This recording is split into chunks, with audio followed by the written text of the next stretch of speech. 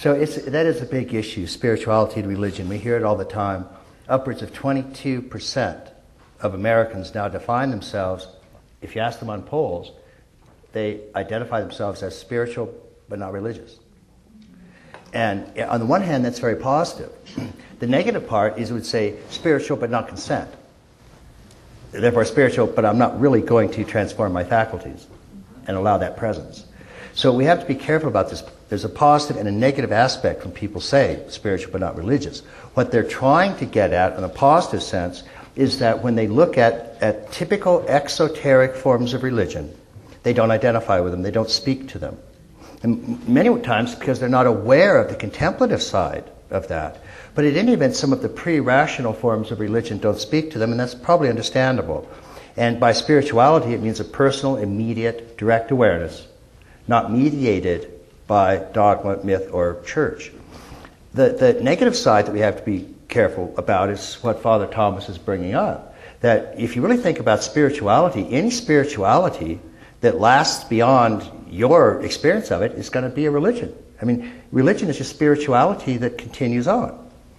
And so if you came up with, you had this vast, new, wonderful spiritual experience and you have this direct spiritual realization, now what are you going to do, keep it for yourself? If you pass it on, it has to become institutionalized at some point. If it's going to last beyond you, and that's religion. So we have to be a little bit careful about to immediately throwing out the forms of religion, because some of them, particularly the esoteric forms, are just what Father Thomas is talking about in the means of consent and openness and a actual orientation towards those forms that will help us transform. So that's one of the things we want to talk about as well. And it's part of the way that presence can become this overwhelming presence and not merely a passing presence that follows your sentimentality. Just to add another phrase so. In the light of your explanations, it puts a very great weight of responsibility on the world's religions to constantly renew themselves with this vision that what religion is all about is the transformation of the whole human organism and its faculties, and perhaps even the body, if you have a further faith in resurrection in some form. This is what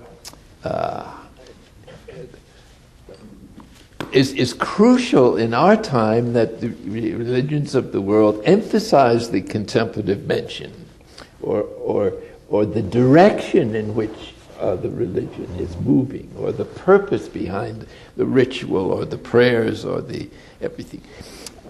Otherwise, it really isn't preaching its own. In the case of Christianity, it's not preaching the gospel unless the contemplative dimension is placed before people. And this is something that has been neglected, or for historical and other reasons, for centuries, except in a few pockets of spirituality. So that without a contemplative dimension, a religion begins to become moralistic, in the sense of multiplying rules and regulations, legalistic, which is the death of the spirit. Spirit cannot be put into a box or a category or into laws as such. And so all rules and laws are subject to the interpretation of the spirit, which doesn't reject the good in them, but which is not unduly subservient to the letter of the law. And this is something we're seeing. Just to mention Islam, it's the crucial issue in Islam is what they're going to do in their interpretation of the Quran, whether it's going to be extremist or literal, or whether it's going to take into account what most moderate Muslims perceive as a transforming process. And this is where we can meet them. This is where we can dialogue with them and face together the political, economic, and social issues that are part of the religious problem and have contributed to it, which can only be discussed in an element of certain calm and mutual respect and understanding. So it's so important to develop positive relations with Muslims who are prepared to dialogue. Yeah, and again we see the extraordinary sort of dual role that religions have played from time immemorial. One is and both of them are necessary, but you really want both of them together. One is laying down the law, and one is transcending it. And in a sense, both of those are necessary. If you read Joe Campbell's the great Masks of God 4-volume set that he did, he points this out as well. You stand back and look at all the world's religions and see what they do, and invariably they do these two things. There are parts of religion that introduce you into a worldview, a mythos, and an ethos. Mythos meaning the story and the orientation that you take. And all the world's religions have a story, usually centered around some hero and some set of acts that he or she did. And if you believe the story, you get into the story heaven. And if you don't believe the story, you're in storybook hell. And that's a legalistic procedure.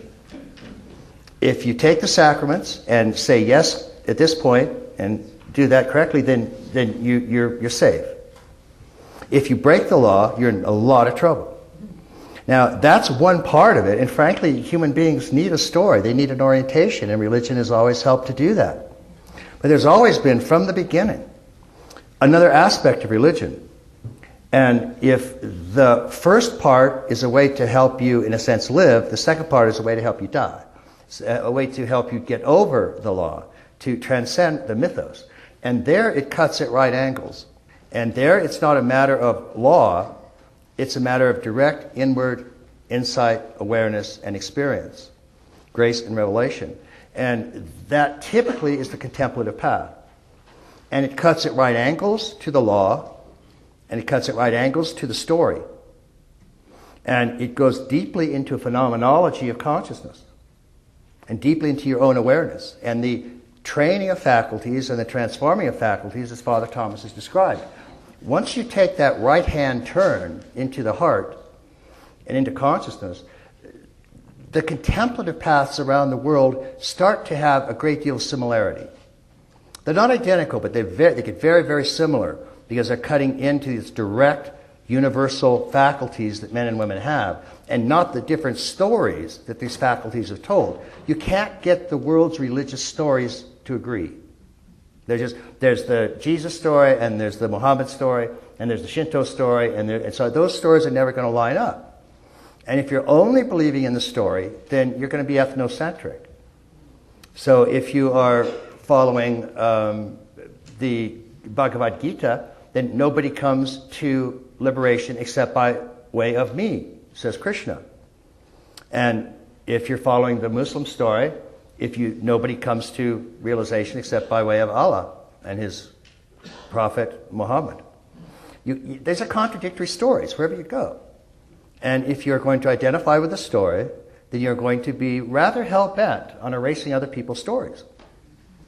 And this is a very, very difficult problem.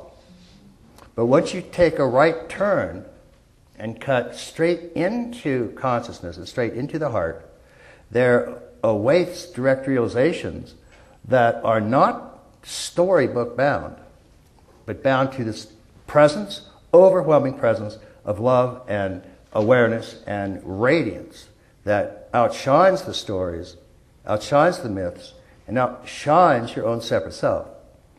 And here the paths of the great contemplatives are much closer. You get contemplatives of the different traditions together, and they have a lot in common to talk about.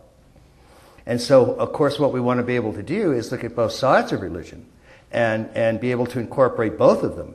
And in some ways, when people say they're spiritual but not religious, they're hankering for this right-hand turn into the heart. And that's part of the positive aspect of that. And as Father Thomas says, what we're in need of is always a renewal, where you can turn off of the mythos and the ethos and the logos in the exterior sense and into the direct immediacy of the soul and spirit.